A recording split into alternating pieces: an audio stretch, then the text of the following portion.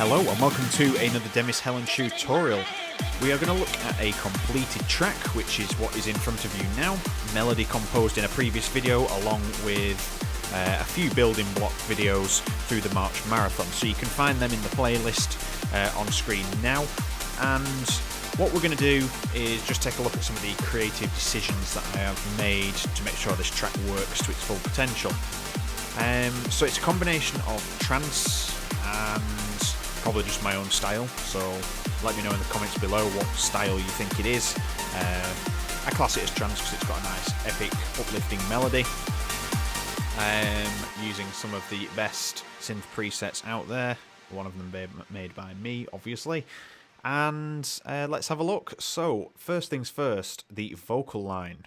This is the final EQ in the line, and what it's doing is using the dynamic EQ. If you haven't seen the dynamic EQ video and just kind of an overlook at what I'm doing to use it, look on screen now. You can click the link to watch that video first. So what's happening here is she says, "Take my hand, yeah Lord, take my hand," in this area here. So I've boosted it, but she's got a very powerful start to each syllable of the word. So all I've done is use dynamic EQ, boosted the area, and then I have dropped the dynamic, so it's going into the compression side rather than the expansion. So this is the result. Yeah, Lord, take my hand, yeah, Lord, okay, so you can see every time she speaks, it's just compressing it down just enough to keep control. Now, if you're listening to it without, take my hand, yeah, Lord, take my hand. So obviously we've cut out the bass there, so let's just... The Lord bit definitely goes out of control. And then put it on. It just drops it down just enough to keep the levels controlled. I'm just going to drop that bass there. We just want that. Take my hand, I just want some of that raw detail in there from the lower mids. So that is a creative decision there, just so it fits nicely.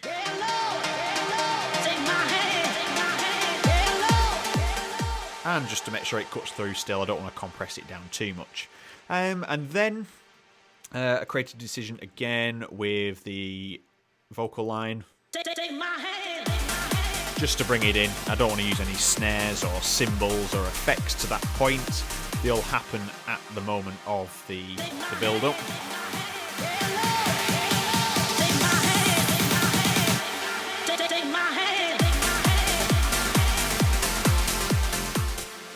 Okay. The next creative decision that I took was I used the utility VST. If you haven't seen that video as well, the utility VST review is on screen now.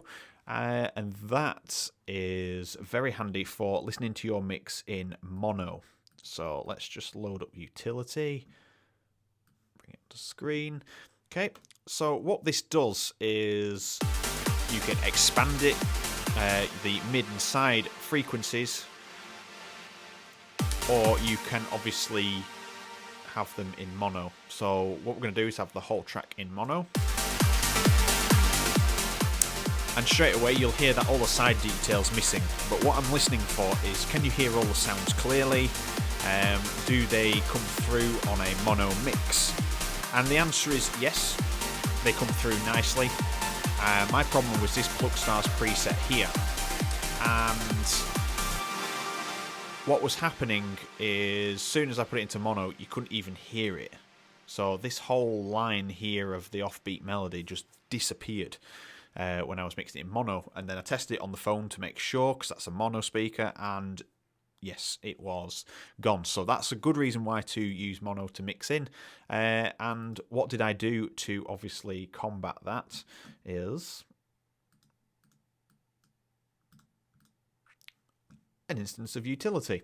And what I've done here is, in fact, I didn't even use utility here. This was a testing thing. So that's not actually an operation. What happened was I used center stereo from Waves, And all I've done is pushed the punch highs and lows to nearer to the centre instead of the sides, because that's where it's residing the most, in the sides.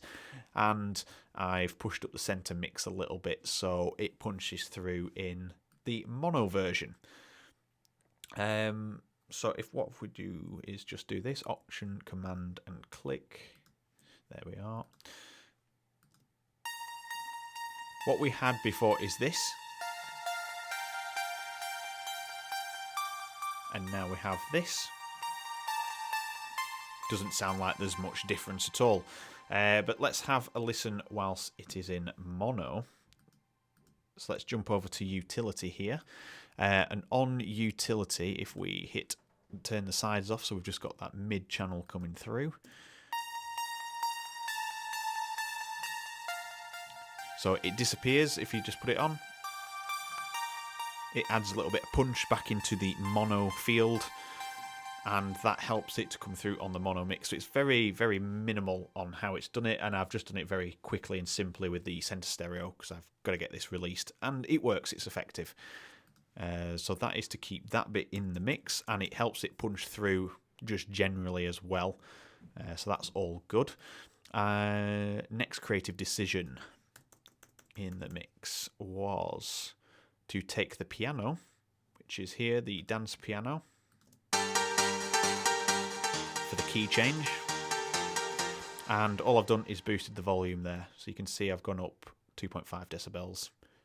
And reason being, I wanted the piano to sit low in the mix at this point. And that would have been too high, so I've just boosted it there to emphasise the change. And then it goes back down to the original volume here. So if we was to take that volume out, it has no presence, there's no punch in the mix. That sounds much better. So that is the creative decision there, and then the break at this section, we have this. Take my hand, take my hand. So we have a snare roll and Take My Hand with no edits like the first drop, which was here. Take my hand.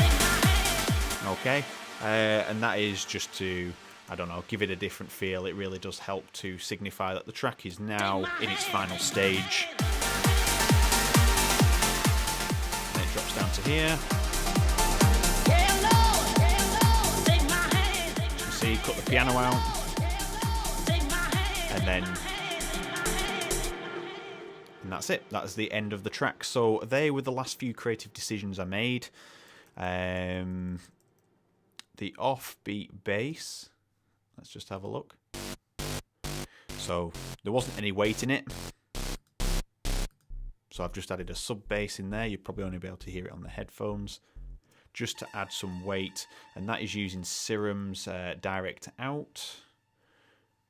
There we are. So I've got it on a triangle, direct out, and -1 on the octave. And then there is just a tad of processing. I've got the Kickstarter and a Pro Q3 on there just to obviously hone it in on the sub frequencies.